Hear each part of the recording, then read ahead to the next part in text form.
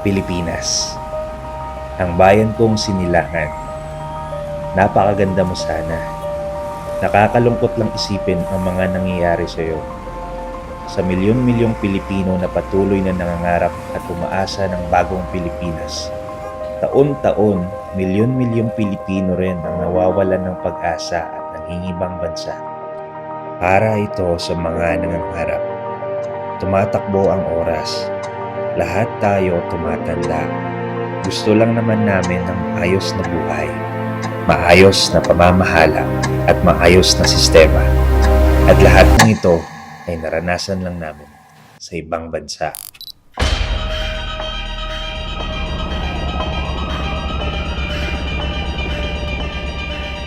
Good morning, Australia. Asking and exploring of its third strike narrow format. Nag-migrate kami ni Mrs. galing Iloilo City patungong Australia noong 2023. Nag-student visa kami at nakuha namin ang permanent residency noong Enero taong 2025. Napakaganda ng Australia. Sa unang dating pa lang namin, nakita na namin agad kung gaano kaunlad ang bansa nila.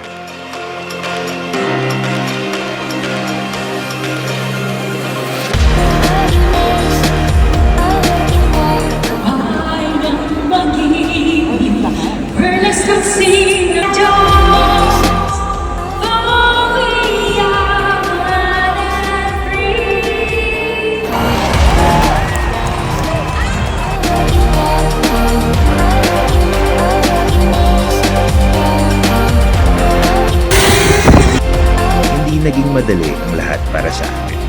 Madaming pagsubok ang aming nadaanan.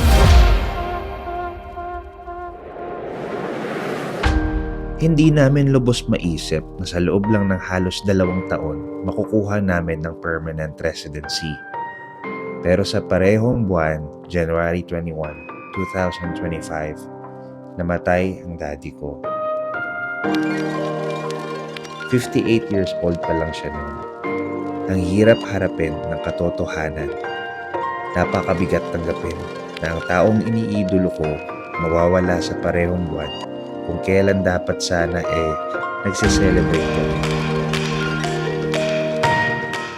Napakaikli lang pala ng buhay.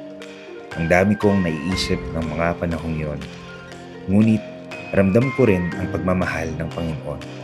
Hindi niya kami pinabayaan. Ginagabayan niya talaga kami. Sa kawalan ng Ama natin dito sa lupa, ang tunay, perpekto, at walang hanggang Ama natin sa langit ay nagmamahal at gumagabay sa atin. Hindi dito nagtatapos ang lahat. Sabi ko sa sarili ko, nagsisimula pa lang kami. Napakalawak pa ng mundo at napakarami pang pwedeng gawin.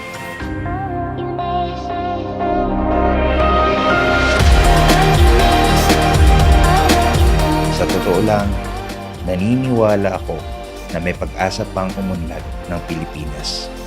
Pero sa ngayon, masaya ako at nabigyan kami ng oportunidad dito sa Australia.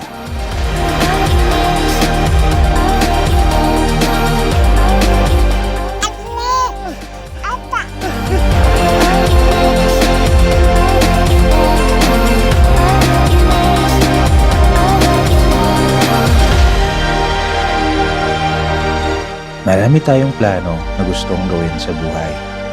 Pero ang pinaka-the best na plano ay galing kay Lord.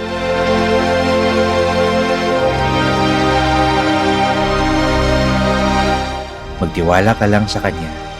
Dahil sa tamang oras, darating ka rin sa mga pangarap mo.